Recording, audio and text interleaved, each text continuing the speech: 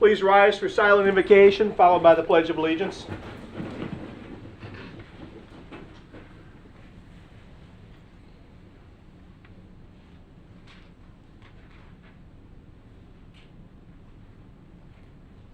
Amen.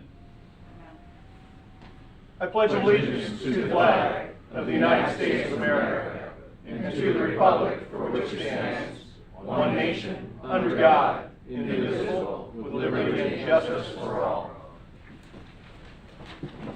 Will the clerk call the roll? Councilmember Ford. Present. Councilmember Tremont. Here. Councilmember Piltner. Here. Vice Mayor Bastian. Here. Mayor Burnett. Here. Action items discussion. Item 4, discussion on final budget and millage rate for fiscal year 21. We have second reading tonight. Jake, you want to frame the discussion for us? Yes, sir. This is second reading. We've been through first. We haven't made any changes from first to second. And upon your reading of the announcement, I will briefly go over where we are with the budget and why the increase was made. The fiscal year 2021 budget commences on October 1st, 2020 and continues through September 30th of 2021. This public hearing is now reconvened to discuss the millage rate and budget. The first substantive issue to be discussed by the City Council includes the percentage increase in millage over the rolled back rate necessary to fund the budget and the specific purposes for which ad valorem taxes are being increased. The City Council will discuss the increase, the purpose, and the final millage necessary to fund the fiscal year 2021 final budget for the City of Port Orange, the Community Redevelopment Agency for the Port Orange Town Center, and the Community Redevelopment Agency for Eastport Business Center. The final millage rate to be levied is 4.6622 mills per $1,000 of valuation and is a 9.90% increase in ad valorem tax revenues above the rollback rate. The rollback rate is 4.2424 mils per $1,000 of valuation. Now, Jay, Yes, sir. the question I should have asked you after that paragraph, I'm going to... At least we got it right this time. Okay. All right. Mayor, Council, and the citizens of Port Orange. Before you tonight is the staff proposal for the fiscal year 21 budget. This budget is based on Council's guidance and previous votes of approval for the operating and capital improvement program, as well as the budget for the 2 CRAs. Our overall general fund revenues increased by a net of $2,533,286. This increase is based on increase in taxes of about $1.5 million, charges for services of $235,000, and application of fund balance for $2.04 million. The increases are offset by a decrease in revenue from intergovernmental revenues of approximately $1 million, as far as slight decreases in permits, fees, miscellaneous revenue, and fines of $158,000. The largest decreases in intergovernmental revenues were $557,000 in the half-cent sales tax and $396,000 in revenue sharing. This indicates to our citizens that our citizens are bearing more of the cost of services due to the decrease in intergovernmental revenues, most certainly an effect of the pandemic. The total overall revenue was $43,180,416, of which $16,485,000 was ad valorem taxes. Our expenses overall for fiscal year 21 are $121,999,168, of which $43,180,416 is from the general fund. As mentioned previously, the general fund is funded by many revenue sources, including the ad valorem property taxes. Our overall expenses indicate a $2.533 million increase in general fund expense from last year. That increase is attributable primarily to personnel, approximately $631,000, which includes funding for pre-approved contracts and the possibility of funding contracts not yet settled. Operating budget increases of $398,000, which accounts for increases in contract fees, cost of operating increases, fuel and expendables, and transfers to other funds of approximately $1.7 million. I will mention for the public that in the current budget, the police and fire department are fully funded for all authorized positions. Requested police and fire department initiatives have been funded, which include such items as the Axon body cameras that we approved earlier this year in preparation for an October 1st buy, Axon tasers, which come with that program, and gear extractors for the fire department. We have included all changes you have voted on affirmatively in the past and have not added anything to the base budget since our last conversation. Staff has also found some additional savings and adjusted some revenue estimates that have resulted in a millage rate from the first reading of 4.6622 per $1,000, which is 9.9% over rollback and 3.02% over last year's budget. Total millage, which includes debt millage, of 0.2519 is 4.9141 mils per thousand for a combined increase of 0.1162 mils, or a 2.42% increase over last year. Sir, that concludes my brief on the budget. Back to you. Grab some water. Council questions, comments on the budget? There being none, public comments. I've got a few people that signed up to speak tonight. And Bill and Brenda Rogers. Good evening, sir. Come on up to the microphone so we can hear you. Okay, this is my first time. May not be polite. Glad, Hopefully that's not. fine. Glad to have you. Hopefully not. Okay, let's start this all over again. Tell me who you are, where you live, and what's on your mind. We live at 123 Melrose Circle in Port Orange. We are residents here.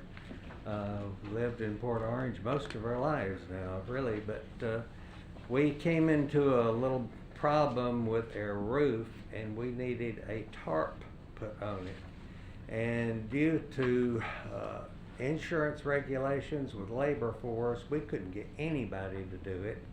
We called for 2 weeks. We called Handy- handman, repairman, roofers, day labor, friends of friends. No one showed up and no one called back. Unbelievable. And our last effort was going to be to call Channel 2 and go ahead. Anyway, we didn't have to call Channel 2 because she had this good idea to call the fire department. Lo and behold, the only people that ever showed up out of the probably 40 or 50 people we called was the fire department. No. Those guys came in and Not one, Put but a- 6. put a tarp on our roof and And lickety split. That's all I'm it was saying. like less than an hour and a half, and he's not able to get on the roof. And the last time he did, it took him 3 days. Anyway, our deepest gratitude goes to the fire department. And I think They- most of them are here tonight. I wish I could shake their hand, but We can't even give 'em a anyway, hug. Give 'em a fist Can't bump. do that. 3 H's are gone. No hugs, no No. handshakes, no Yeah, high it's all fives, over, but a all lot of over. gratitude. And I think Yeah. most of them are here tonight, and we're just overwhelmed. We had just come to our wits' end, and we just had no place to turn. And thank goodness I'm married to an intelligent woman, because I didn't think of it. Anyway, that's all we have to say. That's all. We just wanted to congratulate. Well, the Bill, fire you did all right. department. You gave them props and your wife at the same time. I'd say you just scored some points. Get in there, man. I gotta you get go. in there. Thank you both, Thank you Thank very you. much. Thank you. Thank you very much, gentlemen. and thank you all. Good job, guys. Thank you, guys. Thank you. Speaking of which, where's Rick at? Rick Gerlone. Oh, he's sitting down. Look at you. You got them all sitting in the back and you got a seat up front? How'd that happen?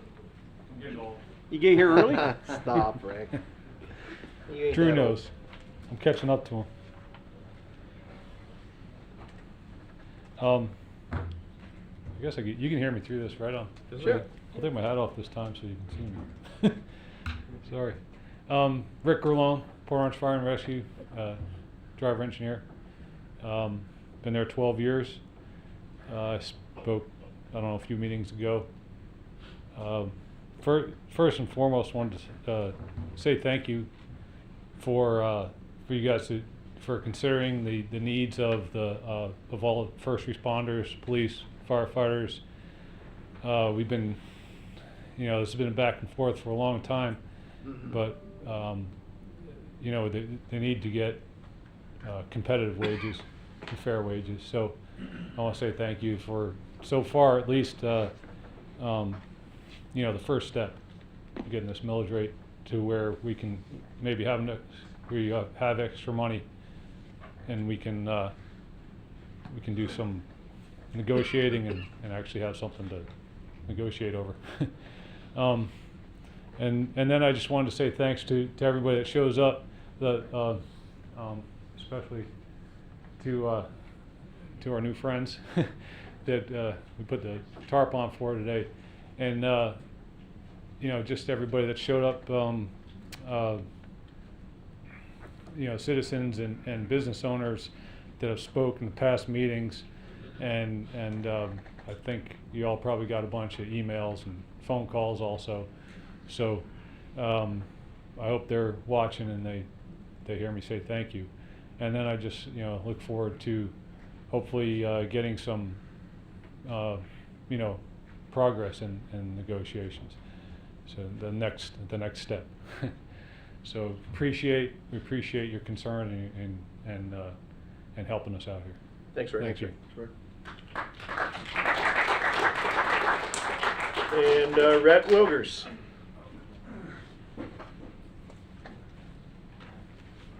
Evening.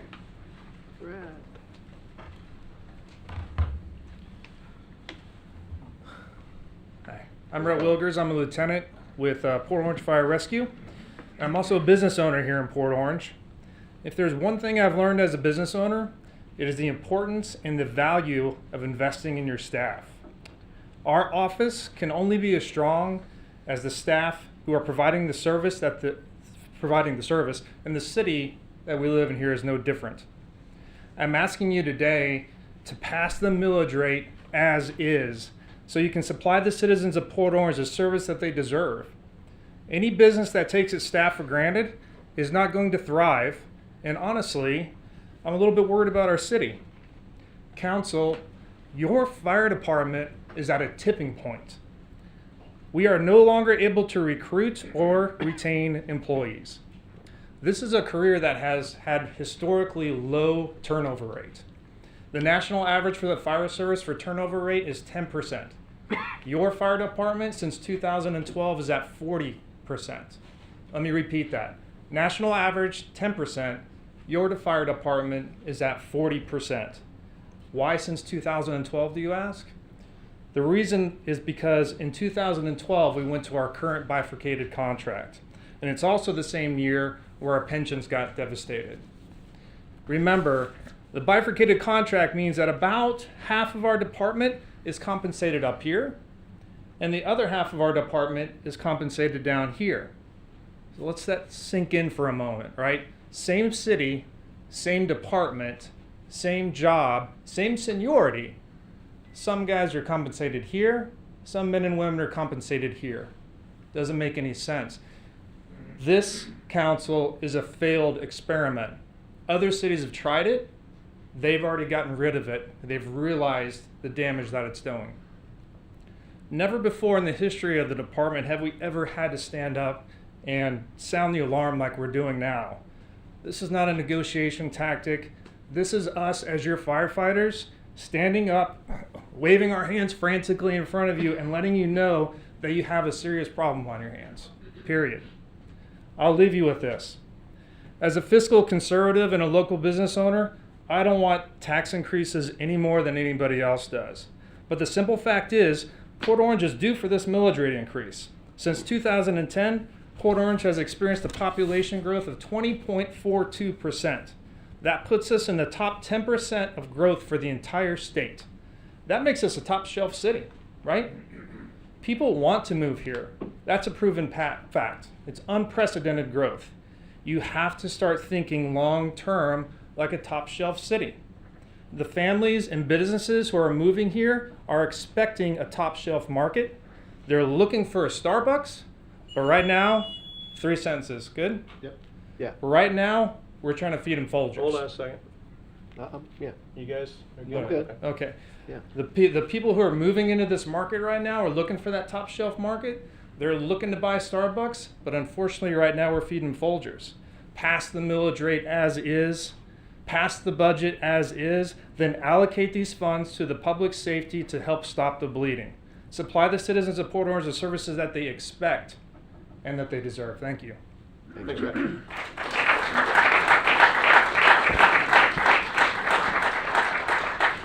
Who else present wants to speak? I don't think the knock on Folgers was appropriate, though. But Anybody else present want to speak?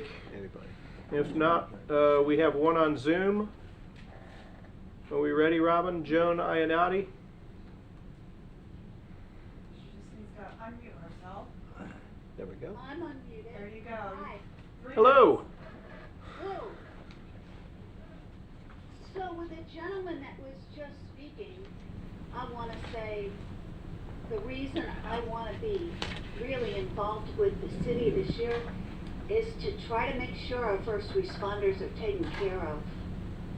And that's not what my question is going to be about, but my dad was one of 13, my mom was one of 11, and you know, when the guys got back from World War II, they became firemen and policemen. And they didn't get paid anywhere near what they needed to get paid for all of the dedication that they gave us. And what they taught us was we're all in this together and we need to work together in order to make life better. And I love our city. Our city is wonderful. I don't want to see any chop zones in our city. So anyway, I did send in one question, and I know I have to stick to 3 minutes. So my name is Joan Ionati. I live in Port Orange. Moved here a few years ago, right after, 1 year ago, and right after that, the global pandemic struck. I'd only been to Daytona Beach 3 times before the new normal began. Watching what's happening in other areas around the country, I realized I didn't understand enough about our city or how our city revenues are being spent. I reached out to Mayor Burnett via email and apologized for not being a concerned citizen earlier. And he was really nice. He sent me a link almost immediately to several reports that are available on our city's website. One of them jumped right out at me. It was called account number 450, Golf Course Operating Budget. I didn't know we operated a golf course. The report reflected that Port Orange spent $2.1 million in FY 2019, and that was actual plus encumbrances for golf course operations. That was 2019, 2.1 million is what we spent, and that was that report was as of almost the end of fiscal 2019. So there were a few encumbrances. An encumbrance is a commitment. It means we owe somebody something for work they didn't perform yet, but we've contracted with them and we have to fulfill that obligation. Now in the FY 20 budget that will end here on the 30th, we asked for 2.9 million. And what I wanted to know was, what golf courses does the town operate? What work was committed for but not completed at the end of September 2019? And since there was still money that was committed and hadn't been spent, why did we ask for $785,000 more in this year's budget? What did we spend to date? Do we have any money that we saved? Is there any low-lying fruit, you know?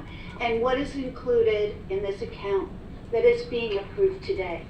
That's my question, and thank you very much for listening to me. Thanks for being with us. Jake, well, to answer the easy question, Cypress Head Golf Course is the course that's owned by the city and has been in operation nearly 30 years now. Jake, if we can get her that information, I'd appreciate that. That's long and involved, but we can transcribe that and get her that information. We can send her the budget for the golf course, and, Yeah. and she can take a look at it. Okay, No worries. appreciate that. Council will now review the final budget and discuss revisions, if any. Council, any revisions, suggestions, comments, questions? From me? There being none? I'll make one final comment. Okay, then, not being none. Go ahead. Yeah, and I'm not going to speak against it, but I just wanted to just address something. A question that was asked last time at the meeting was very prevalent. The question was often asked. There are so many people that oppose this tax increase. Where are they? How come they're not here? The reason is, and I want people to be aware, that the reason people do not want to show up is because while there are those that oppose the tax increase, they overwhelmingly support our police and fire. So what the word was many of the folks out there, they did not want to, and this is completely understandable. Nobody wants to come out and speak out against something because the perception would be that if they were opposing the tax increase, that means they'd also be opposing police and fire, and that's just not the case. Now, there are some out there that oppose our police and fire. Those people are lunatics. They're not friends of mine, they're not supporters of mine, nor would I ever want their support for anything. But the fact of the matter is, there are hurting people out there. I do not intend to support this budget and this millage increase. That is not to say that I don't support our police and fire. In addition, and I'll also add this, I don't consider myself on the losing end of a vote. This is not a zero-sum game. I'm glad that we're able to be in a position to do something for you guys. We should be, and I've always been committed to doing that. This was not the year that I was willing to do that, but I am glad that we are in a spot to do that. But I am here to give a voice to those who need a little assistance at this time as well. So, and that being said, the final comment would be just my continued compliments to our council. I had lunch with another elected official from another city just the other day. Matter of fact, Scott, we saw you there, and just having a good conversation and talking about how the councils interact and listening to the stories of the arguments and how they go after one another to try to change their minds. And he was shocked when I told him, we just don't have that up here. So when you talk about a budget, which is the most divisive thing many times in council discussions, the ability for this council to maintain a professionalism and a decorum that frankly is not seen in many parts of the country today, that needs to be seen more often. My compliments to the council. We come at this with different mindsets, different philosophies, different priorities, but never would I ever question the motives or integrity of any person up on this dais or anybody else out there as well. And thank you guys for what you guys have done to represent the city as well as you have. Those are my comments. Okay. There being none others, we can move on. Okay, there are others. Yeah, I'll just say, I think the prior two meetings when we've discussed the budget and the workshop that we had, my position is clear. I support first responders, both police and fire. However, I also support our residents that have financial challenges at this time. So that I believe last year's millage rate, which represents actually more money in the city's coffers this year to the tune of 6% or more, is sufficient to provide an increase for our first responders. It's not everything they would want, but in light of the other needs we have, I think that is a fair and equitable start and to where we need to be. I think if we go too high, which is what the proposal is, nearly 10%, 9.9%, we're putting ourselves in a position where next year, if things are not as good, we will really be looking at some serious decisions that may be really significant service cuts. So that is why I'm not supporting the budget as presented right now. I am in support of an increase, but only to the extent of last year's millage rate. Gentlemen, Good to go. comments? Scott, comments? Okay. Item 5 is a resolution. Resolution number 20-47 is a resolution of the City Council of the City of Port Orange, Volusia County, Florida, adopting the final ad valorem property tax millage rates to be levied for fiscal year 2021, which is October 1st of 2020 to September 30th of 2021, and providing for an effective date. Move to approve resolution number 20-47. Second. We have a motion, proper second. The item's open on the floor for discussion. Council comments or questions? There being none, would anyone care to speak to item 5? There being none, back to council. Comments, questions? There being none, call the roll. Councilmember Ford. No. Councilmember Tremont. No. Councilmember Stiltner. Yes. Vice Mayor Bastian. Yes. Mayor Burnett. Yes. Item 6 is resolution number 20-48.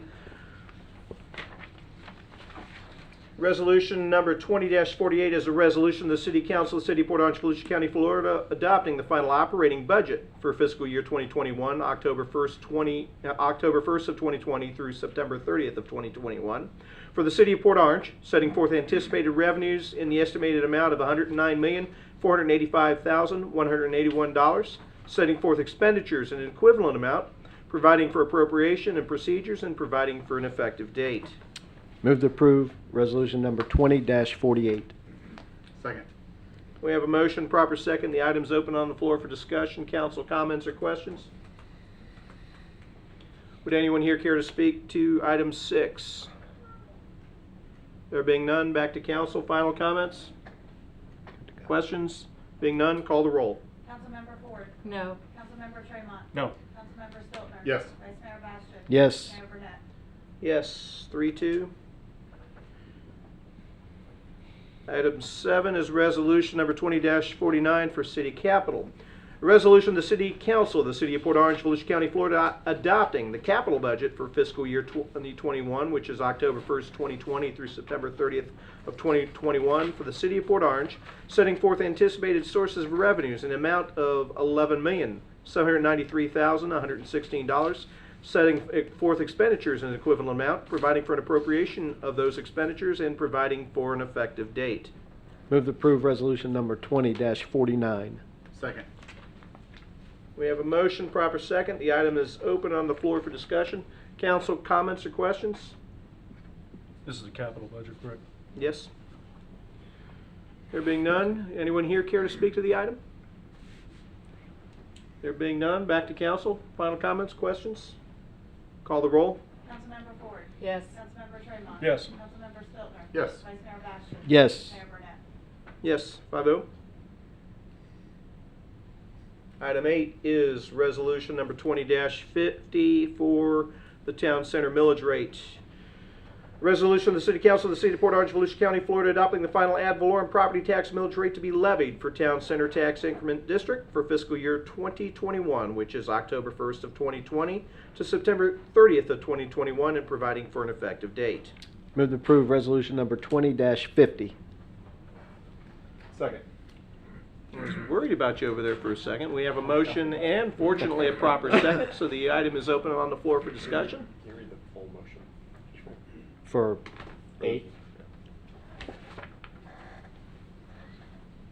What was your motion, Drew? to approve resolution 2050.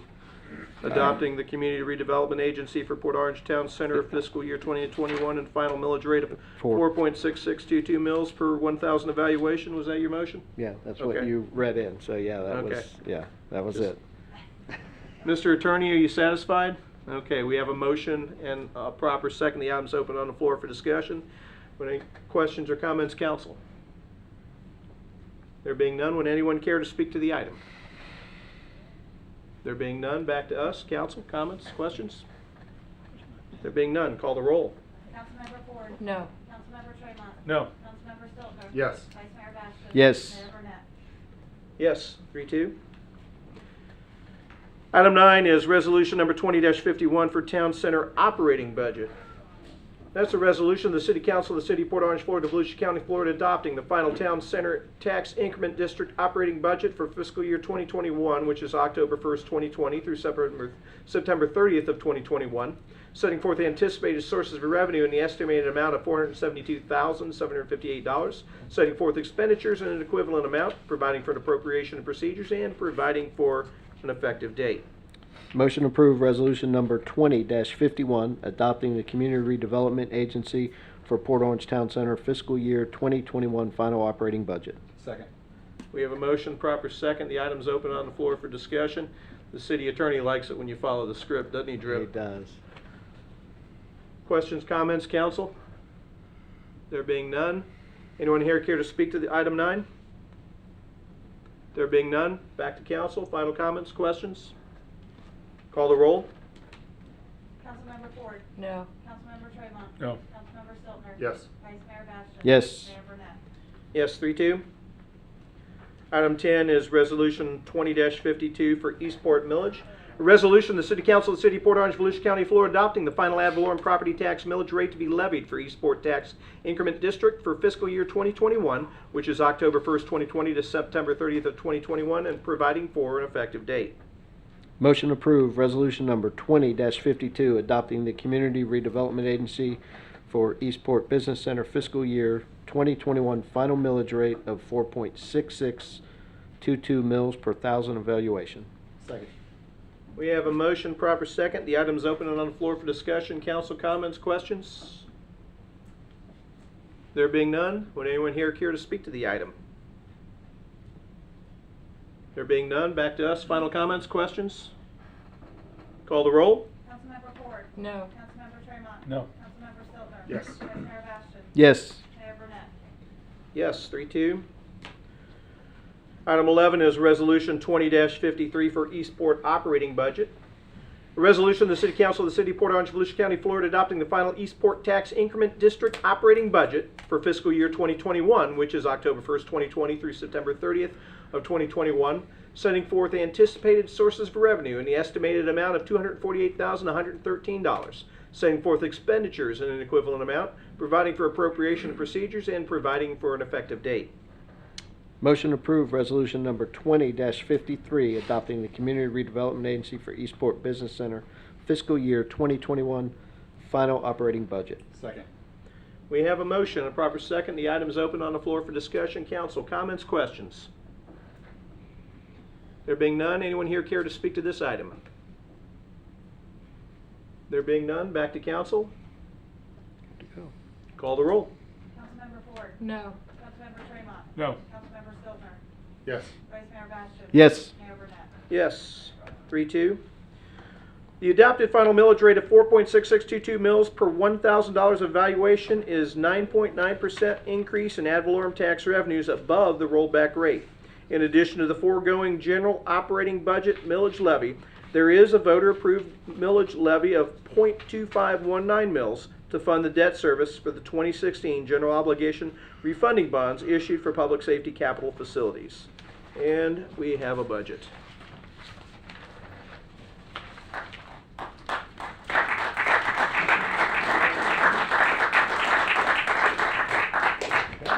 Dr. Niels, you heard the applause, right? Finance Department acknowledges that? Okay.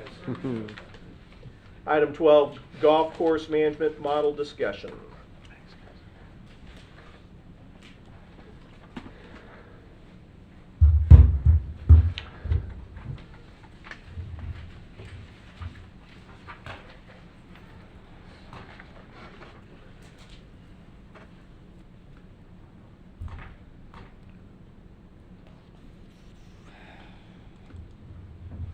Good evening, Susan Vala, Parks and Recreation Director.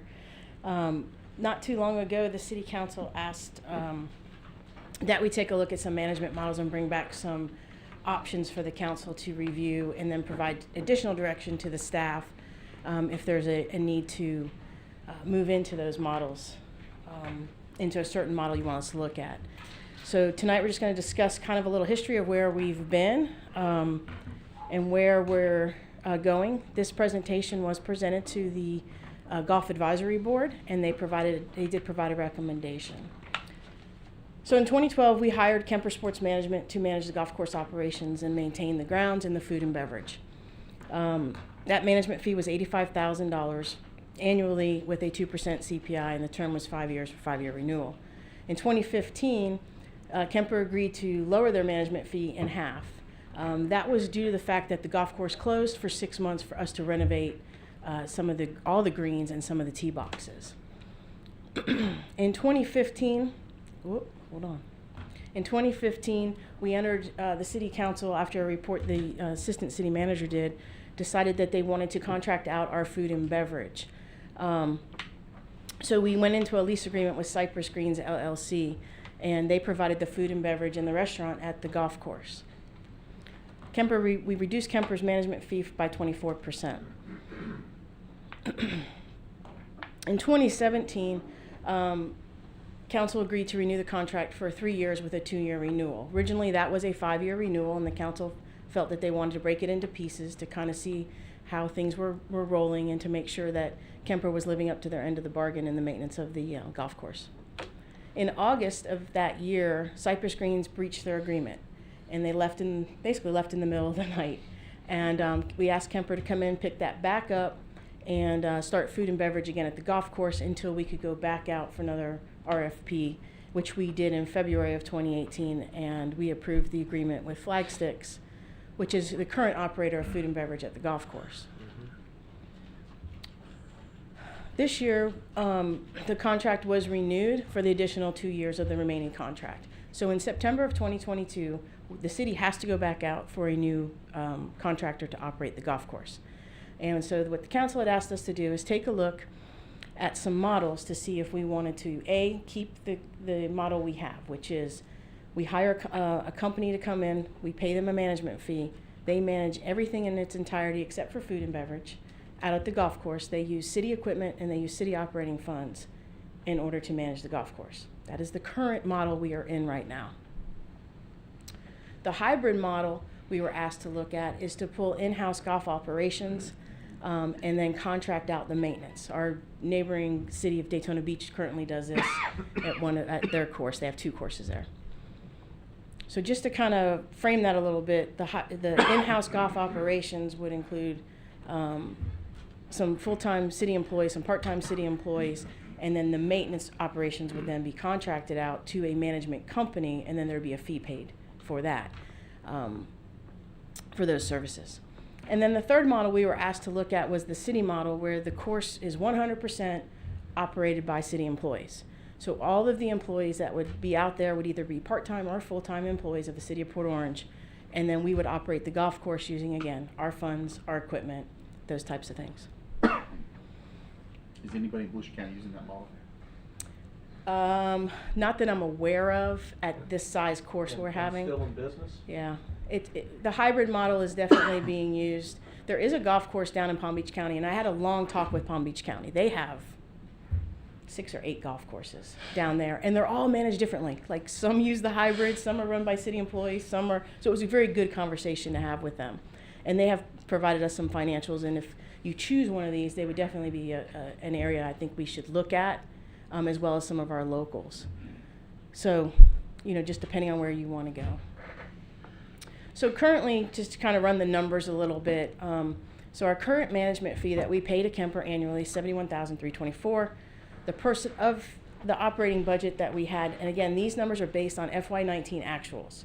So I wanted to make sure I had a clear picture. With COVID this year and all that, I felt more comfortable giving you a full year. So the personnel makes up about $655,000 of that, and then the operations is another $609,000. Now, the pros and cons that you're seeing tonight were developed by the Golf Advisory Board.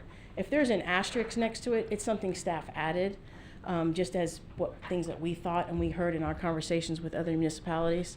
So the full service model, the board came up with, they felt it was one-stop accountability, less expensive. You don't have the city employees' costs built into that. And expanded network, we get to use Kemper's network when it comes to the golf business. It's not something I went to school for, but it's definitely something that their expertise in as they manage golf courses all around the country. And it could be Kemper, it could be any management company. So I want to make sure that everybody's clear on that. It's just Kemper's who we have right now. But there's a lot of management companies out there that manage golf courses for a living, and they have the expertise and the background to provide. And some of the cons was that we are at the mercy of the company, and that they have lack of local knowledge and the contract compliance. So with anything we contract in the city, whether it's mowing, golf course operations, whatever, the management of the contract, I think, is key. And so we have to have a good contract written, which I believe we do have a good contract written. There are a couple things I would change in the next contract as far as what I would require our golf superintendent, the grounds guy, what qualifications I think he should have. But, there are some changes, but we have a pretty good contract. And there were some members of the board that I also spoke to that has provided some feedback. And as we go through the process, it's some people I would reach out to help us get where we need to go. So the hybrid model, we will be looking at 3 full-time positions and then various part-time positions. These full-time positions would be your golf pro or general manager, whatever we want to name it. We would have an assistant pro out there, and then you would have someone to do with the marketing for the course, to book all of the tournaments and things like that we have. Those would be full-time positions. And then the various part-time positions would be the people who take care of the carts, who are the people that greet you when you drop your clubs off. Those types of folks would then be city employees. Can you clarify? I'm sorry. No. Because I'm sort of under the impression we're kind of doing the maintaining as a city, but that's not accurate. Is we just do We just manage a contract. They do everything, soup to nuts. Kemper Sports Management, everybody out there works for Kemper Sports Management except for the restaurant, and they work for Flagsticks LLC. So as far as the golf course itself, only thing we did was that renovation stuff. Correct. All right. Correct. Well, we supply the equipment. Isn't Correct. that the way to say it? Correct. Okay. Yeah, we own the fleet. So we own. Do they rent the fleet from us? So this is a tough one to explain. This contract, unlike any other contract that the city does, is they operate with our money.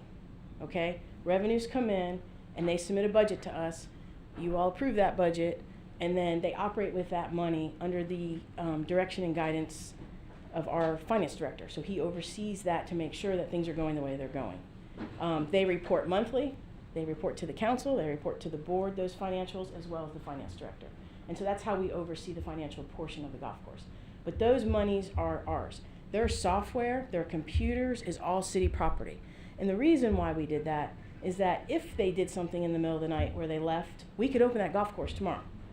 If we didn't own all that stuff, we would have to close the golf course, which of course would be detrimental, I believe, to not only the residents of that community, but also to the budgets and impacts of the golf course. So that was done before me. That idea was done before me, but I think it's a good idea because we have seen things like that happen. So it gives us that opportunity. I have a question, this one. So the way you estimated personnel is you just, because don't they currently have 3 full-time? Mm-hmm. I think So essentially yeah. you just built in the city benefits? Yes. Is that the difference between the cost here for personnel and the? And that's a great question, and I'm glad you asked that question because, and I should have brought that up in the beginning. So my assumptions are you want to maintain the golf course the same way we do now, right, to that level. You don't want to decrease the maintenance or increase the maintenance. You like the product we have. That was one of the things I assumed. The other thing I assumed is I assumed that we would run the golf course the same personnel that they have. But now, never running a golf course, I can't tell you exactly what we need, but when I looked at other municipalities, it was kind of in line. Kemper budgets employees at salary plus 11%. The city of Port Orange budgets employees plus 41%. So what I did is I took the 11% out and did, I think, 30% on top of the salary. When we get to the next model, you'll see that. I am not a finance person. I'm a Parks and Rec director. I did those assumptions what I could, but I had the smart people above me make sure that the numbers were right. So I feel pretty good about that. But those are the assumptions that we used, and I apologize for not clarifying that in the beginning. So with this, we took a percentage of the management fee, which I believe when, like I said, the smart people above me that know the numbers, was about 30% of the cost was maintenance. So they took that management fee of 28% would have to be paid to the company that manages the maintenance of the course. And then the personnel cost, this number here was just for the personnel that the city would become city employees, and then the operating cost is the same, assuming all things are equal. So we would need the Gotcha. same money to operate operations and the same money to operate the golf course at the same level. So that's kind of how we came to that difference there. Any questions else on the hybrid model? Good. Okay. Again, some pros and cons.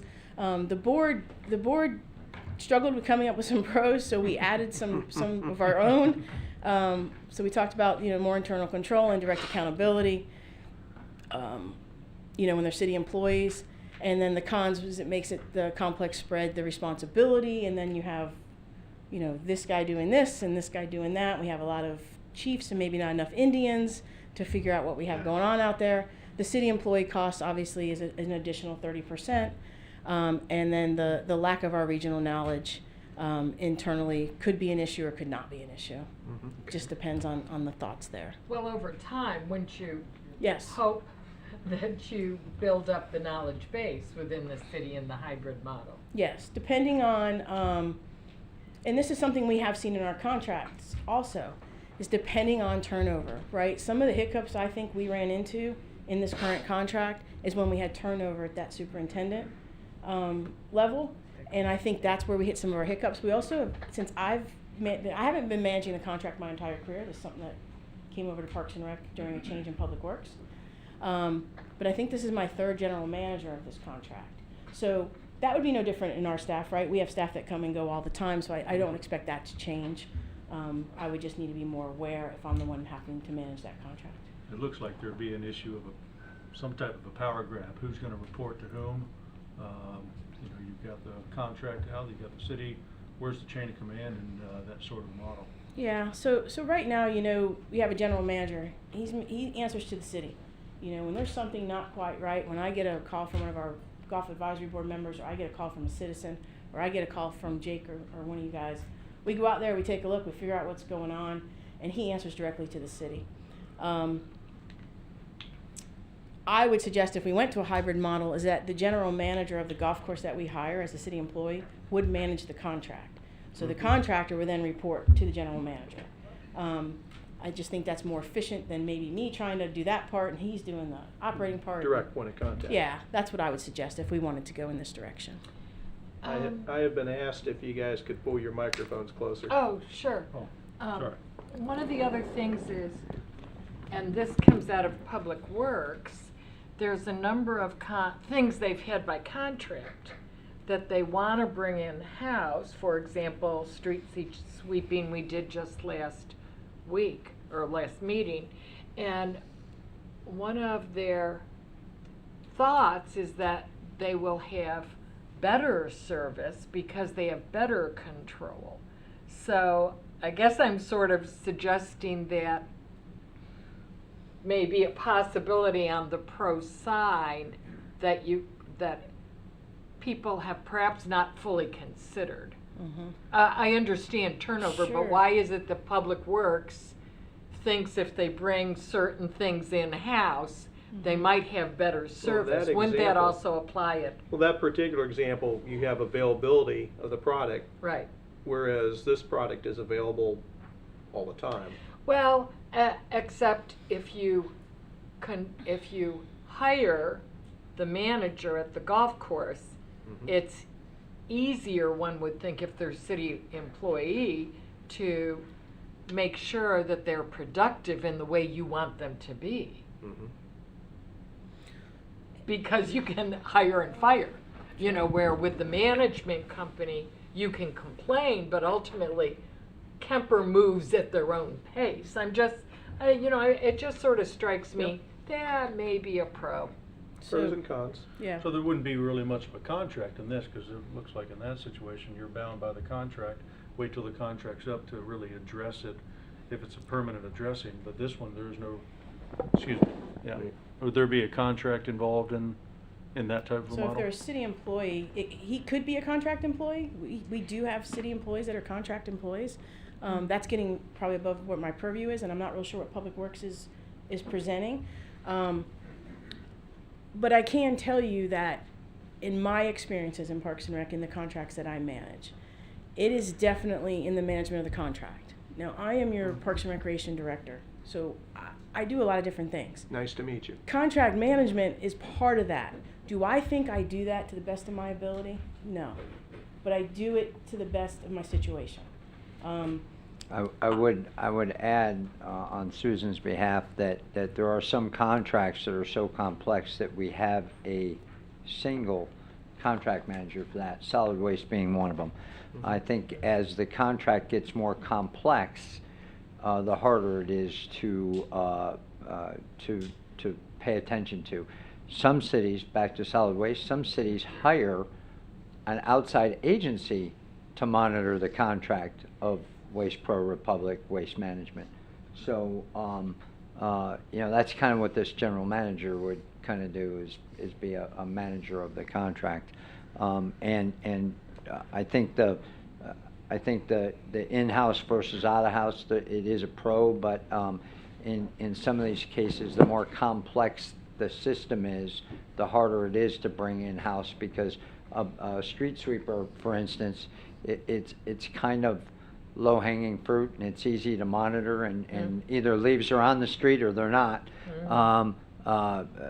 John Cameron can probably tell me about chinch bugs and manganese and all those Caddyshack things I know and love, but Susan's already said she can't, so she's not like Lynn or Tom DiUlio looking at our streets to make sure they're clean. It's a little bit more complex than that. Could it be done? Absolutely, but not the same.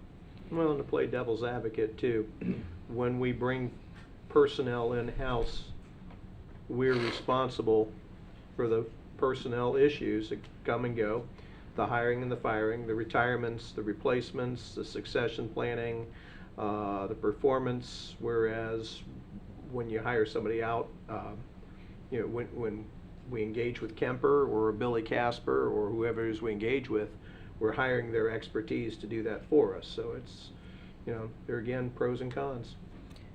Yeah, and I can tell you that that our attorney's office does a really good job with our contracts, and we sit down with them and we talk about the teeth of our contracts, making sure we have the teeth in our contract. And no matter who you get, if they don't do the job, okay, I'm pretty sure we're going to have in our contract to get rid of them. Now that may mean that Parks and Rec and Public Works employees are out there taking care of that golf course for a short time, but we will do like all city employees, we always do. We rise to whatever occasion it comes up. So I don't want you to think that you're stuck ever. That I'm pretty confident that if they're not doing what we need them to do, we have built in the contract processes to ding them and what we need to ding them on, to hold them accountable for what they've signed up for. Again, but that goes back to the manager of that contract. You have to be able to stay on top of what's going on out there. And grass is a living, breathing thing. It changes all the time, and so seeing it all the time, I wish I could get out there more to see that golf course, I'll be honest. I do have a new You mean park play it? super. Well, to see it. Yeah, I'll get you. I do have a new parks manager that I am bringing him into this part now to help me keep eyes on the golf course. And of course, Peter's always a great help in going out there and taking a look at things.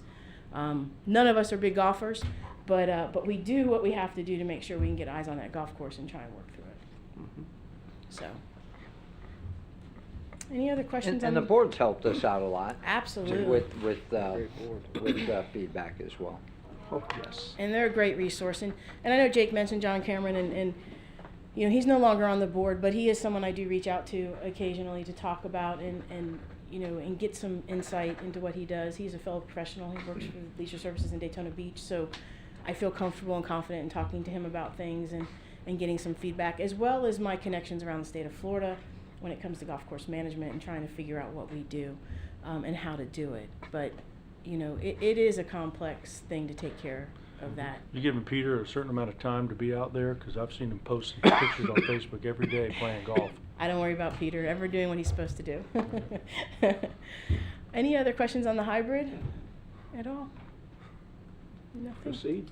Okay. So the city model is just that. We're going to hire all the employees to operate the golf course, which would include 8 full-time employees. And assuming, again, same level of service and the same amount of employees that Kemper uses to run it, as well as the various part-time employees. And you can see the price tag jumps up kind of high here. Now, again, my assumptions are the same level of service. If at any point the council wanted to take a look at the level of service and the product that we provide out there and either lower or raise our standards, that changes a lot of the costs and that we'll be looking at. The other thing that I don't know and is an unknown for me is I don't know what efficiencies we would be able to find in the course until we got into it to see if there are any, which could be savings down the road on those types of things. That I'm not sure about until we really got into the running of the golf course if you wanted Parks and Rec to run that golf course. Am I seeing in this model correctly that this model abandons the concept of part-time employees? No, I just left it out. I'm sorry. Okay. But it does include that the personnel numbers are correct. So there would be 8 full-time plus there would be additional part-time? Yeah. To do something like that? Be Okay. a lot of A part-timers. lot of part-time people to run the golf course, Mhm. between your rangers and cart Sure. people and pro shop people. Well, in this model, really, the extra personnel are the maintenance folks. Correct. Yeah. Correct. Any questions on this at all? They don't, Public Works out, still is the one that maintains all the ponds out there, correct? Or is that? Yeah, so not all of them. The drainage system out there, some of it's Homer HOA ponds, and some of it the city will come in and assist with. We get a lot of help from our drainage department in Public Works. We actually have an issue right now on between 17 and 18 where we're having some drainage issues there. They've fixed a culvert collapsed on 10, going to 11 for us this year. So we're slowly getting that back where it needs to be. As you've seen around the city, I think our drainage department has done a fantastic job, and they fit us in out there when we can, when they're not dealing with, right now they're dealing with flooding. So that's kind of their priority. But yes, they do come out. We have spray contracts that spray the ponds for algae and weeds and those types of things. And then the HOA also has a contract that helps keep up their ponds that are on there. We have a whole map. It's pretty interesting how they all kind of run together, but yeah. It's a good question.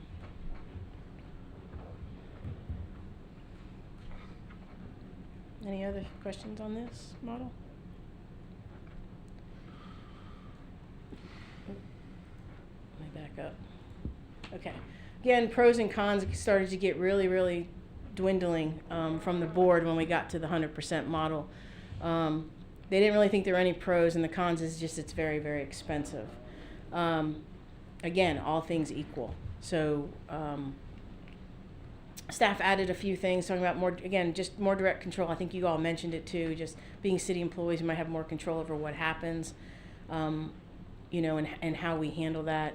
But again, I think with work with our attorney's office and writing the good contract and tightening all that up and managing it correctly, I think we can handle where we're going with that and what you all expect out of the golf course out there, as well as what the board expects and what our residents expect.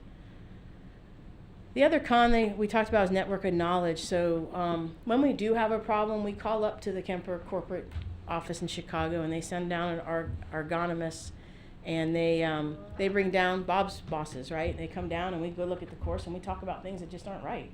And then they present a plan to us, they present a timeline to us, and then we fix what has to be fixed. That's what we would expect, whether it's Kemper, Casper, Brightview, whoever comes in and manages the golf course.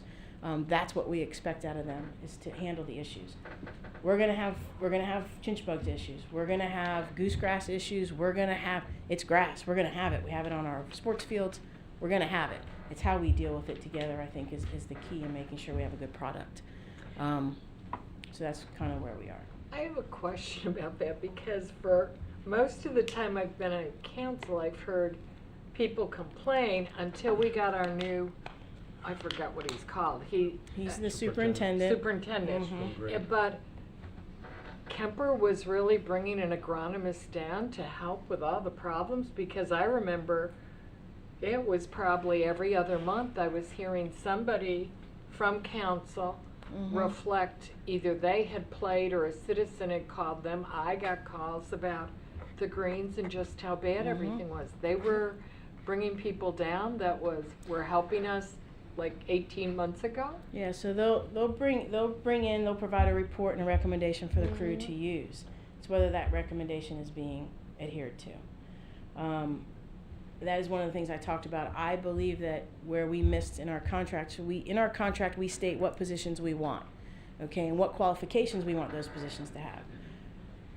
Our superintendent is the guy that knows the grass. Our product is the grass. That guy needs to have the qualifications that the guy we have right now has. Yeah, he's and great. And he is great, and he has done a great job so far.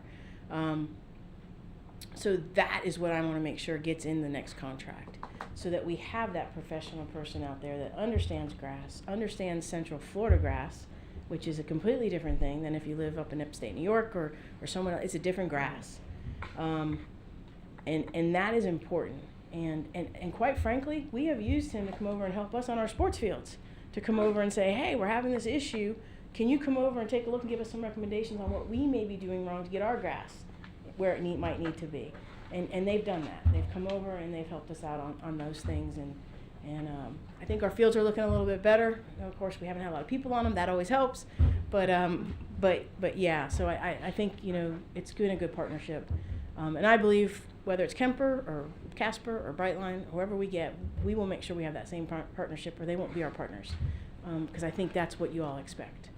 Expect us to be top, but you want our contractors to be top. One of the other things that council, I think you're aware of, but I'll mention it in case the public isn't or somebody isn't, is that, and this happened a lot in my time in the military, is we contract something out like training, and October 1st it hit, and the people, Raytheon didn't get the contract this year. Sorry there, Joan. Didn't get the contract this year, so the next year it was L3Com, and it's the same people wearing a different shirt on October 1st that it was the day prior. So if we go out to bid, there's a chance, A, that we're going to get the same group of people the next day, which apparently, based on the superintendent comments tonight, that would be a good thing. But just because we go to a different contractor doesn't mean we're going to get much different of a group of people, A, and B, there's also no guarantee, because I work in the city, that we're going to pay the same as the contractor. So if we come in-house, those people might not come to the city of Port Orange. They might go follow Kemper or follow the next company that picks up a contract locally. So those are all considerations as we move forward, regardless of what we do. It's an issue, right? Yeah. So something to keep in mind. So Any kind of startup operation, which is what that would be, is always going to be fraught with problems from the beginning until we get things worked out. You don't know what you don't know.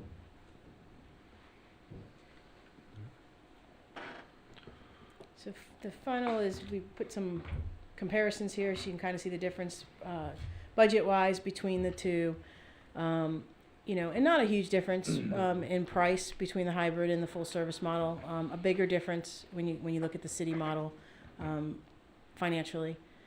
So it kind of just breaks it down in a graph. I don't want to change it if you guys are still looking at it.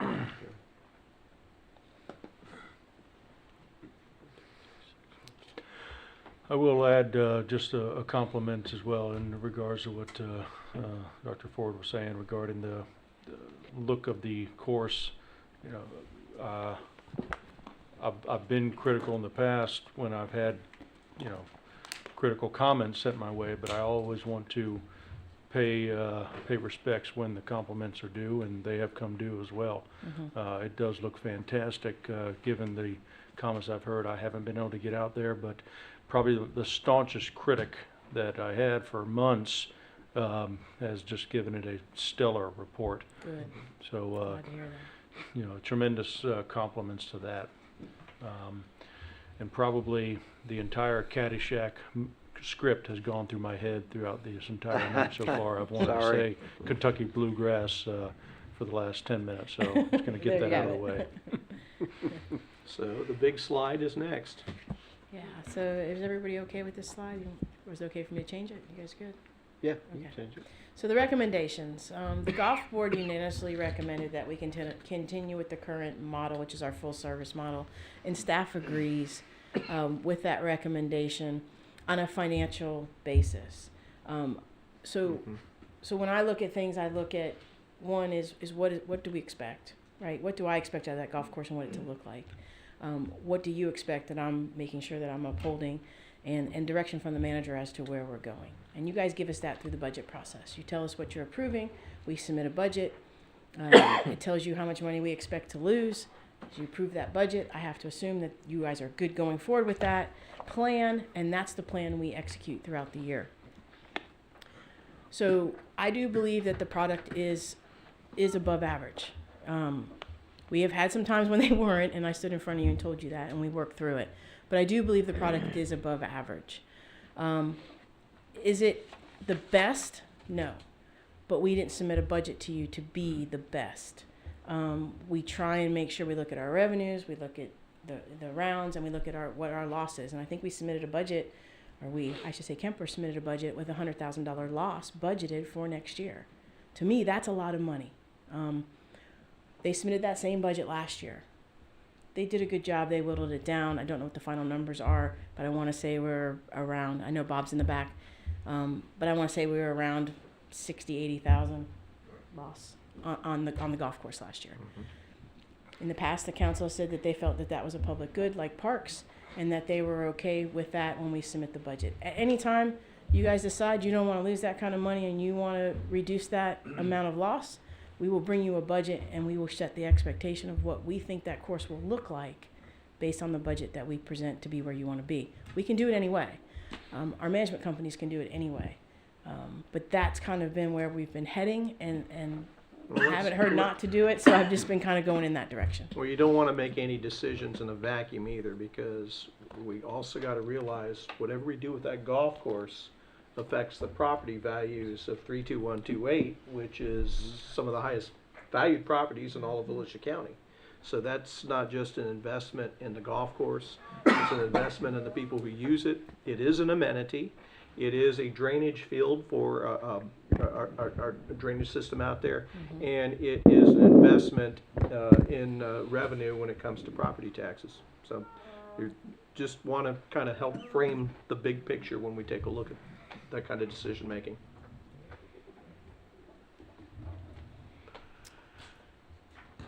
Any other questions? Any other grilling for Susan? Just maybe a couple of comments. My interest mainly for this discussion in this process, and I kind of wish it would have been touched on a little bit more by the Golf Advisory Board and their pros and cons. Maybe we're not paying them enough. But, some of them are here. You know, just kind of, yeah. Let's hear from them. Just kind of thinking back historically from conversations I've had, the calls that I get, and just the general observations, is that three things really, if you categorize them. One is responsiveness. When there's an issue, how quickly are they getting on top of it? So when I look at the three models, I want to know which of the three models gives us that best responsiveness to do that. The next thing is accountability. How are people being held accountable to meet the expectations? And are we satisfied with that level of accountability? And then lastly would be overall protecting the investment, you know? And maybe in all of those models, depending on how you write the contracts, you can accomplish the same thing in all three of the models. So in fairness, I get that, but just kind of, you know, as we go through this discussion and whenever future contracts come up with whichever model we go with, I think those three things, in my opinion, categorically need to be at the top of our list, because that's kind of where it all falls into play, right? I mean, the tee boxes aren't good, the fairways aren't good, the whatever. By the way, I never get people aren't nice out there, you know, everybody's nice and pleasant and professional and courteous, and so all those stuff is great, you know, but it's, you know, I guess the concerns, and there's a lot of positives too, and so I don't mean to sound negative at all, that's not my intent, but the negative things are typically the ones that cost us the most money when we can't get right on top of them, and then they get farther and farther out of control, and it's more and more heartache or displeasure with conditions and things like that. So that's kind of what, you know, as we have these discussions between now and 2022, and we figure out which way we want to go, and we maybe I don't tweak. think we need to wait forever to decide which way we want to go. Yeah. But I think the next step is and for me personally, I'm very happy with the model that we're exercising now. But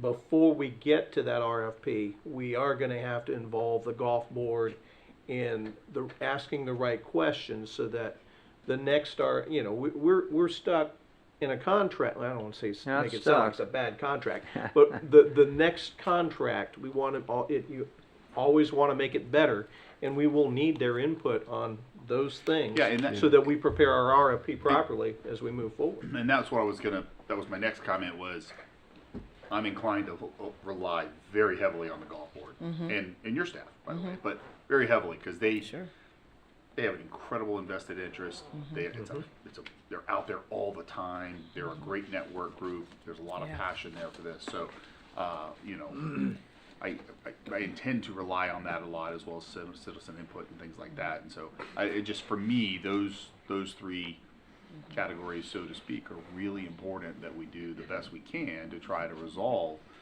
those, because I kind of feel like that's where the rubs are, so to speak, when they are there. You know what I mean? And so I want to just make sure that we're. Yeah, and so I'm glad you brought up responsiveness, because that is important to us, and that's where the Golf Advisory Board has been very helpful to me, because I have to be honest, I don't get a lot of those complaints that you're getting.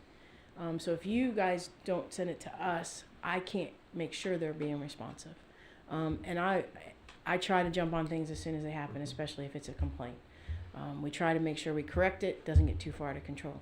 The Golf Advisory Board is another conduit for me. They're very helpful, because they tell me, good, bad, or indifferent, what is going on out there. And it's very helpful to me to then have those conversations with our management company, to go out and see it firsthand, and then ask them what they've done.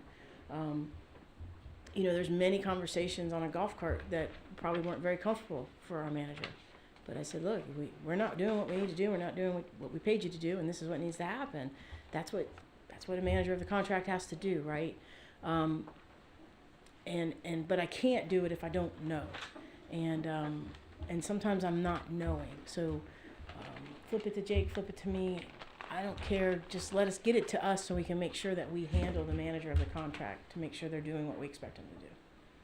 So We'll do. be happy. You done? Drew, your thoughts? Yeah, I think with what's presented, I think, you know, I'm favoring the current model, and, you know, tighten up the contract a little bit and make those improvements, and, you know, put it out and see what happens. Okay. Yep. Chase, thoughts, questions? Yeah, no, good comments, Scott. I mean, you hit those 3 points are fabulous. Yeah, I'm same way with you, Mayor. I believe the current model that we have is the appropriate one. I think the only, and I hadn't even considered any of the others, and nor really would I. I think the only consideration in my head is, are we going to stick with Kemba or not? You know, Well, it goes out to bid. It's up to the committee to pick. Right. Yeah, it's not up to me or whatever. Yeah, that's just, in my mind, that's the only thing I need to consider, you know, as far as, you know, my thought process goes. But I'm happy with what they're doing right now. Marilyn? I think there's, I don't know what it's called, the attorney may be able to help me. Isn't there a ordinance or something that established the municipal golf course that we have to renew in 2023? I think you're referring to the master development agreement. Yeah, So, because, well, the reason I raised that, that's 2023. It strikes me that council may want to act on that soon and before an RFP goes out, because if we determine to do either a full service model or a hybrid, somebody may decide not to submit if the specter that the MDA has to be renewed is up the next year. yeah, so what the city agreed to way back when this was developed was to own and operate a golf course. Right. Actually, not even own, I think it says operate a golf course. Right. Which we're doing through a management company now. That was the promise then. So I don't think the promise would need to be renewed. We've touched on this before. It's come up as a question by other citizens. That promise runs its course, but that doesn't mean that the city would shut down the course or be required to do anything. But it does leave open options for the city to do whatever is necessary under the circumstances. So because we don't know what the future holds, at the time it didn't make sense to unilaterally just extend that promise that was made as part of a development agreement beyond the date that is set to, it was just, I don't want to say it's an arbitrary date, it was a date that was agreed to as part of an agreement, but I don't think it has to be extended in order to move forward with a new company to manage the course. It opens a new opportunity for the city, which would only be if you cease to run a golf course there. The only opportunity that you have is really to leave it as an open space. It would be maintained. What, you don't think that would have a But- chilling effect on somebody deciding? I believe, Councilman Stiltner, help me out. We went to that HOA meeting and maybe we can, but elaborate on that. But I think we had a conversation here after that HOA that with all but Councilmember Ford here in attendance, that although we weren't going to promise, it was not our intent to change what we were going to do. We agreed, we didn't vote, but we all agreed that here, I believe, without Councilmember Ford here, that would continue to be a golf course unless some act of God changed our minds. But right now, we're there. So I understand that somebody would go, well, if it's not going to be a golf course, but there's no wave of emotion or any mention of that.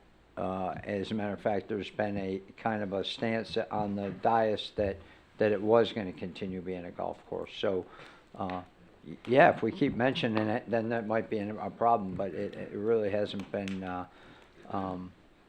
brought up. So Well, I let don't me think ask it would it a- cause a problem. Okay, let me ask it another way. So if we enter into a contract for 5 years, we're going to honor that, right? With a management company? Yeah, yes. Yes. Okay, so maybe that does solve it. You know, I'm just sort of thinking, we haven't said what an end would be some other date in the future, but if we, I think in our current contract, there's something in our current contract that says if we want to, if for some reason we have to not use that as a golf course, we don't have to. In the management, we can get out of the management part of it. Yeah, standard in all contracts, we have some sort of cancellation provision in the event that we no longer require the services. That's all we're contracting for is Okay. to Right. manage a course. It'd be no different than, you have a basketball program right now, and if the council wants to end that program tomorrow, then it Right. can end it. And the maybe- managing of the contract, the managing or the promise of the golf course was just that, a promise that can be amended if something, pray tell, I don't know what would come up, but if something would come up. So I don't know if 2023 is any of an issue right now. Yeah. Okay, then the other thing is, I'm fine with this recommendation. The other thing I would say, it occurs to me, when you do your other programs like basketball, I know that there's an entry for scholarships, right? If you will. Do you talk about the program operating at a loss? Yeah, so not very long ago, I believe the Assistant City Manager did a presentation to the City Council about what's an acceptable loss of Parks and Recreation. And I think at that point, the direction from the council is they wanted us to recover 30% of the cost of our programs. And so that's been our guidance thus far, and that's what we have been following. Well, I guess where I'm going with that is, basketball is primarily for the youth, let's say, or the soccer, or the baseball. And I see the golf course as a recreation program for all ages, primarily more adults and seniors. But I guess I'm thinking that when we talk about they operate at a loss, maybe we need to rethink about relabeling part of that, just as we support basketball or youth programs with scholarships. And I know we do the mayor's golf tournament, but I'm just saying, instead of saying it's this loss, no, we're supporting it because we think there's a value there, just as we run other programs for what Sure, may be much younger So people. I don't think it's not a an loss for the investment. city. It's a Right. financial revenue red operation like baseball. Well, So I like baseball. I'll throw on my Florida Recreation and Parks hat for a minute. So it's an investment in our community. Yeah. It's one of those factors that contributes to the quality of life of why people live here. That golf course is part of the quality of life, especially for the people who live in that surrounding area. It helps their property values. The mayor brought that up. But it's also an amenity in our community that makes it why people would want to live here. So it's an investment. We don't have to say loss. I can say it's an investment into our community, if that's what the council wishes us to do. Or maybe just amenity. Yeah, it's That an amenity. as It's a yeah. Parks and Recreation Yeah. amenity, for sure. So, Okay. sorry, I'll take that hat off now. Thanks. All right. Any other comments, questions? Jake, did you So- want to put a bow on it? I do. What I heard from council tonight is that we're going to move forward with the full service method of contracting out to somebody and to be sealed with a bow by September of '22 for the new contract, and may the lowest and most responsive bidder win. Yeah, Mayor? and we will spend the next 16 months working with the board and working with the attorney's office and our purchasing department on that contract and what that would look like and getting ready for that. So, City Attorney, Matt, you want to add something? And this may be coming back for a formal, but I just wondered if this wouldn't be a good time to take public comment, just in case we had folks who wanted to speak about it. I don't think that is ever a bad idea. Would anyone here care to chime in and speak on the item? Thanks, Susan. I would. Okay, you And can, John. you can get first dibs. Hi. I took a few notes just now, and I'd like to have my whole 3 minutes, and I'm gonna watch my time. But I might spit things out not in the order I really wish they would come in, because I didn't know I was gonna have to speak about this. I really picked the right account to look at, didn't I? Account number 450 that I just questioned, golf course operations, is what we're talking about, right? And that was Susan Lavallo speaking. Yes. I can't wait to meet you either. So anyway, I didn't I didn't completely make my point earlier. Raising taxes is not the only way to fund shortfalls, guys. Cost avoidance and cost savings, they're the economical ways to save money. That is why when Mayor Burnett gave me those links and I saw this budget report regarding this year's fiscal budget that will end on the 30th, the golf course operating budget jumped right out at me. So a year ago, we spent 2.1 million on that, but we still had commitments left. This year, we wanted 2.9 million, which is $800,000 rounded, more than we spent the year before, and we didn't spend all that money. So I'm talking about the same golf course, right? This is called, what is this golf course called? Cypress Head. Cypress Head. So is this the only one that we have to administer? The one and only. The one and only. Mhm. Do we own this golf course? Yes.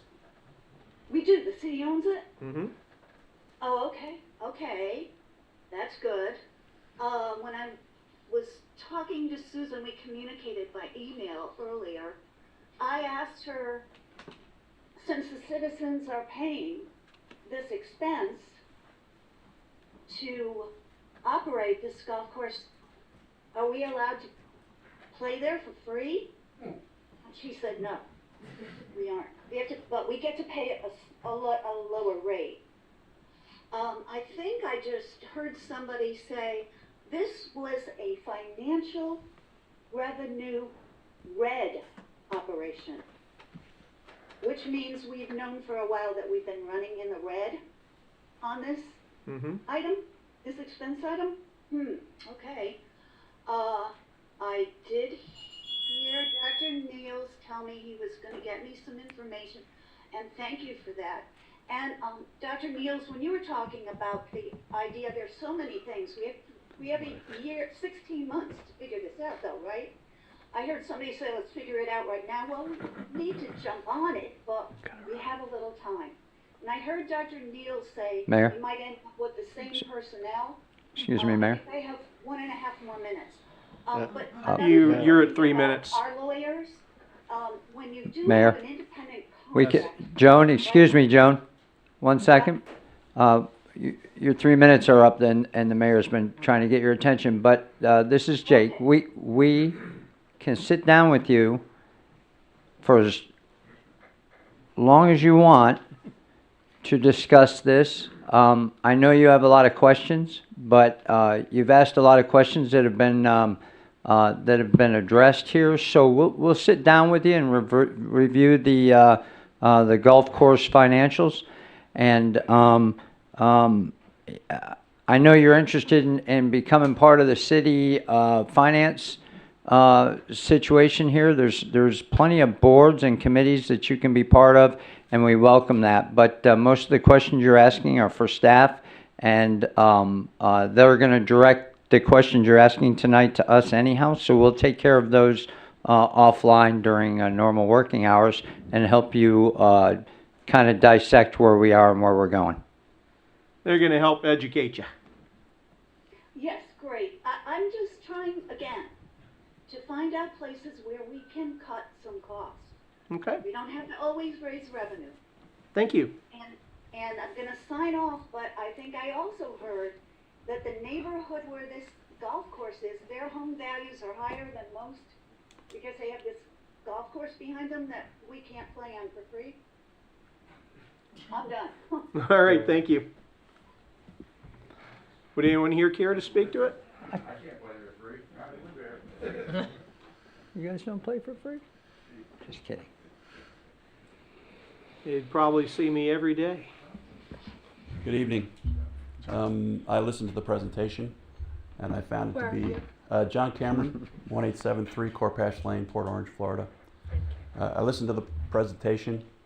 I found it to be deficient in many ways, and I thought that more diligence will be put toward making this decision because it is critical to the future of the course.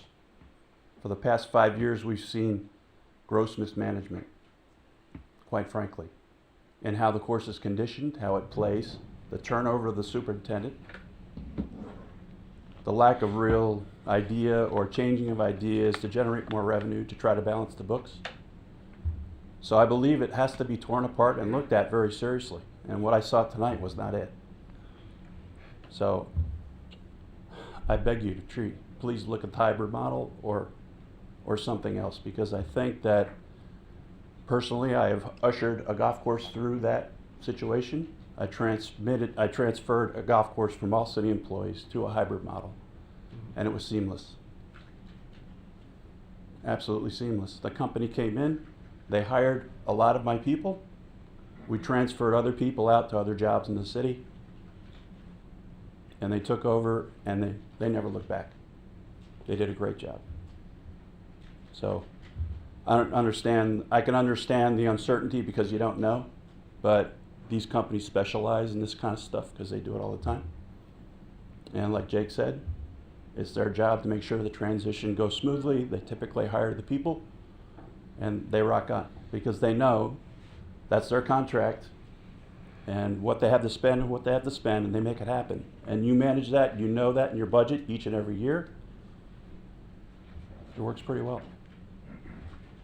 So if you do decide to go with the current model, I'd really would like to be a part of that process, and I volunteer my time to look at the contract. I have a lot of ideas about what we can do to help this golf course become more fiscally responsible and make more money.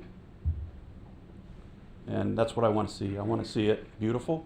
I want to see it more than average, that's for sure, because this community doesn't represent that at all. I don't think we should even settle for average or a little above average. I don't think we should ever say that golf course is a municipal golf course. People shouldn't have that impression about our golf course. It should be something else. It should be our jewel. And what we point to as being excellence. People come in and they make judgments about us at that course. And they may decide to live here or not. And if it's in crappy condition, what are they going to think? So, those are my thoughts. Thank you very much. Thanks, John. Thanks, John.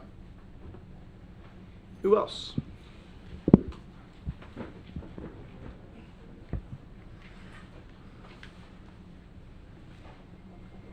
He's older, so I'll let him go. Wow. My name's Dennis Flesh. I live out at Cypress Head. Mr. Mayor, I do want to thank you for what you said before about the golf course being an amenity. That golf course is an amenity. It's brought a lot of tax base in. So I think we really need, when we talk about what we're going to do with this golf course, we bear and keep that in mind that it is an amenity. You know, we don't, and I understand it costs a lot of money to operate a golf course, but as Mr. Cameron just alluded to it, that should be a jewel. That should be something everybody's proud of out there. Hey, they got a great golf course out there. We're not hearing that now. So whatever we can do to get to that process, I'm part of the golf board advisory board also. I don't think we'd have a problem with every couple of weeks having a report sent in that we think it is. In fact, I'd welcome to do something like that. But we just can't keep turning stuff in and nothing ever happens about it. You know, it seems like we put things out there and you never hear nothing about it again. So we do have some volatility out there, as Mr. Cameron mentioned also. We shouldn't be having volatility like that. Especially in your superintendent that takes care of that golf course. Mm-hmm. That's the heartbeat. And we're allowing that heart to slowly go away. Now we got a great guy out there right now. How long is he going to stay? I don't know. But he needs to stay. Whatever that takes. Okay? Thanks, Dennis. Thanks, Dennis. Dennis, can I ask you, as part of the golf board, we see that the recommendation is for the current model. Is that a unanimous consent, or is that, what's the? It's 3-4 different opinions in it right now. But it was a unanimous decision right. by the golf board. I mean, I asked that because I also rely heavily on right. on the board and guys like John. So I'm, you know, that decision is based on what expertise? What was that vote based on? What expertise was that vote based on? Thank you, guys. Thanks, Dennis. Thanks, Dennis.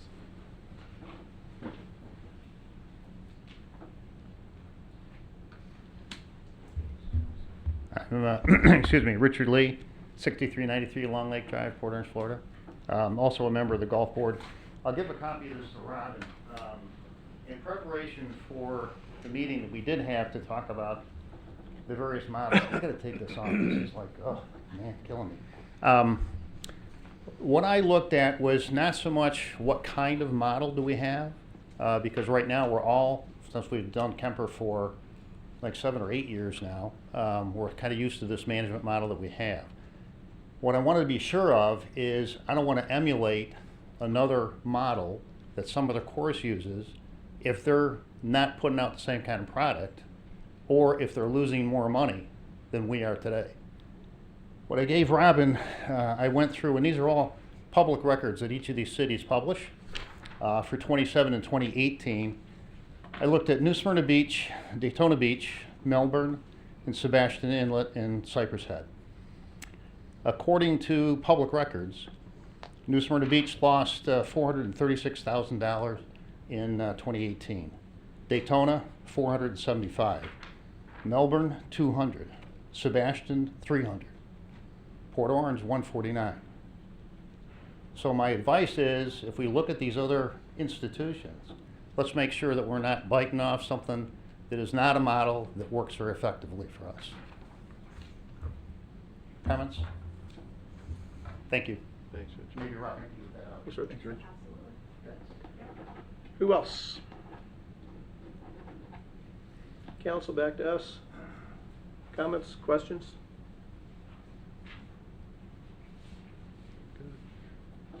Okay.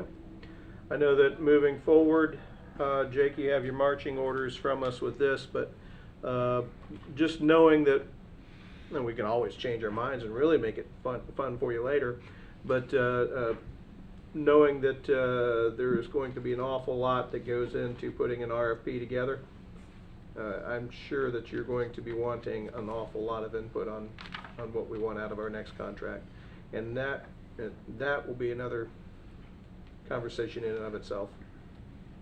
Mayor, just a quick comment. I do want to say how much I appreciate the comments that describe the course as an amenity, because it really is, you know. And I know we had some comments maybe that were not really on topic for this discussion tonight, but the reality of it is we own the YMCA pool, but you can't go there and swim for free. You can't go play basketball and baseball and soccer and do all these different things on our amenity facilities around the city for free. So there's a cost that, and collectively the taxpayers supplement a lot of that, and then the folks that are going to use it the most and frequent those things are going to pay those fees. But I don't think we have, at least I'm not aware of, that we've got a particular program that operates in the black.